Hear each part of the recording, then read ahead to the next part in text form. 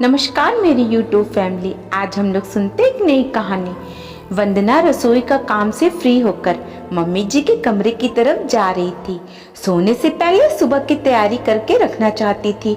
सुबह तक खुद के लिए भी ढंग से वक्त नहीं मिलता, ऊपर से ननद अचानक से शाम को अपने ससुराल से आ गई तो काम वैसे भी बढ़ गया।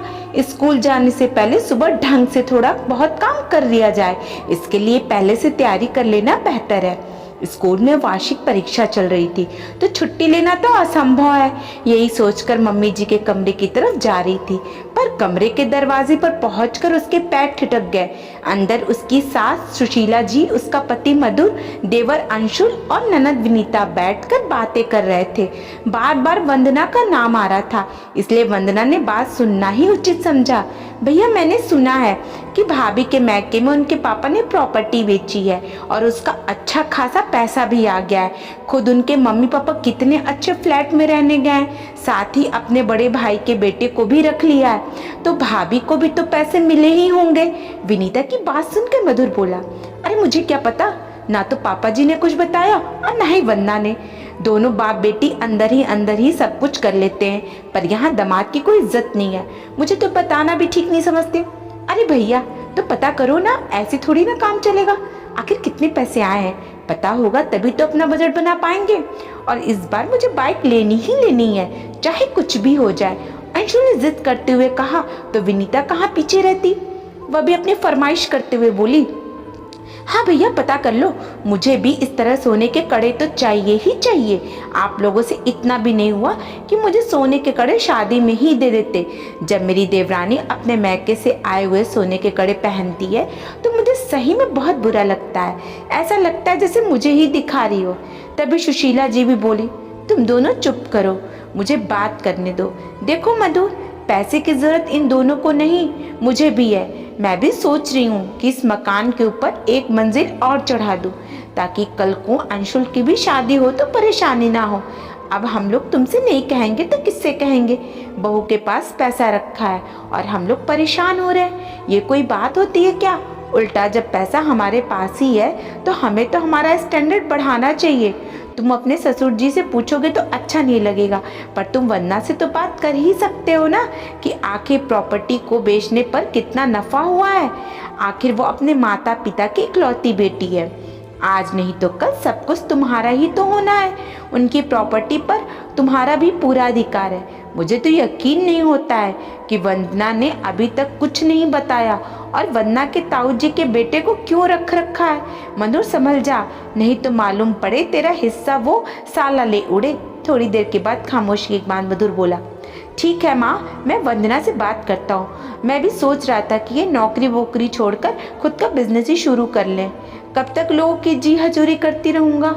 अब ज़रा बात करता हूँ कितने पैसे आए, ताकि आगे की प्लानिंग कर सकूं। वंदना ने उसके आगे कुछ नहीं सुना, वो उल्टे पैर वापस अपने कमरे में आ गई। उन लोगों की बातें याद करके उसका सिर दर्द से फटा जा रहा था।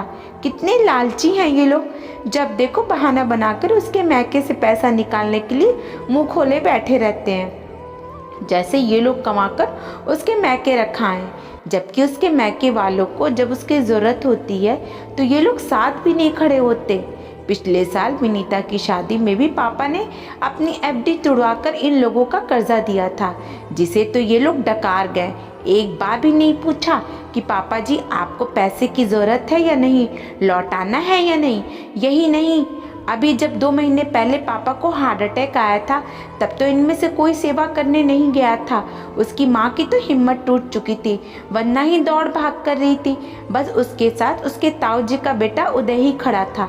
मधुर तो जब तक पापा हॉस्पिटल में रहे तब तक रोज शाम थोड़ी देर के लिए आकर चले जाते थे। एक बार उसने ये पूछना मुनासिब भी नहीं समझा कि पैसों का बंदोबस्त कैसे हो पाया, जबकि वो अच्छी तरह जानता था कि उसके मैके वाले भी मध्यम वर्गीय परिवार के लोग हैं और प्रॉपर्टी के नाम पर उनके पास सिर्फ उनका मकान है जिसमें वो रहते हैं।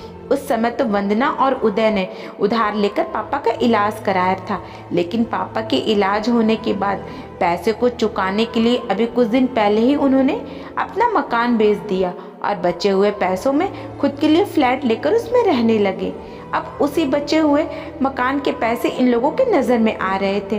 खैर थोड़ी देर बाद अचानक सुशीला जी की आवाज़ आई, बहू ज़रा कमरे में आना। तो वंदना समझ गई थी कि उससे पैसे निकालने की रूपरेखा तैयार कर ली गई है, अब उसे बुलाया जा रहा है। वो उठ करके सुशीला जी के कमरे में चली गई तो सुशीला जी की जगह मधुर ने कहा, वंदना मैंने सुना है कि तुम्हारे पापा ने अपना मकान बेच दिया है और वो फ्लैट में लेकर रह रहे हैं, साथ ही उदय को भी अपने पास रख रखा है। हाँ अभी कुछ दिन पहले ही बेचा है। आखिर कर्जा चुकाना था उनका कौन सा बेटा बैठा हुआ है जो उनके कर्जे चुकाएगा या उनकी बीमारी का इलाज करवाएगा। और रही बात उदय की, तो अभी पापा को अकेला नहीं छोड़ा जा सकता। हाँ वो तो ठीक है, लेकिन कितने में बेचा? आखिर मैं दामाद हूँ, इतना हक तो मेरा भी बनता है। मैं भी जानूँ कि पापा जी की प्रॉपर्टी बेच रहे हैं या कहीं फ्लैट में रह रहे हैं, उनके पास कुछ बचा है या नहीं। अरे हाँ आप तो दामाद हैं, आपका तो हक है सब कुछ जानने का। चलिए मैं बता देती हूँ आपको, पापा के इलाज में काफ़ी पैसा खर्चा हो गया था जो कर्जा लेकर के किया गया था। तो उस कर्ज को चुकाने के लिए उनके पास कुछ नहीं था, सिर्फ वो मकान था, इसलिए उन्होंने उसे बेचा। पहले कर्जा चुकाया, बाद में खुद के रहने के बंदोबस्त भी तो करना था, इसलिए फ्लैट ले लिया। थोड़ा बहुत पैसे बचे हैं जो मैंने उन्हीं के नाम से बैंक में डिपॉजिट कर दिए हैं। तुम्हें कुछ नहीं दिया?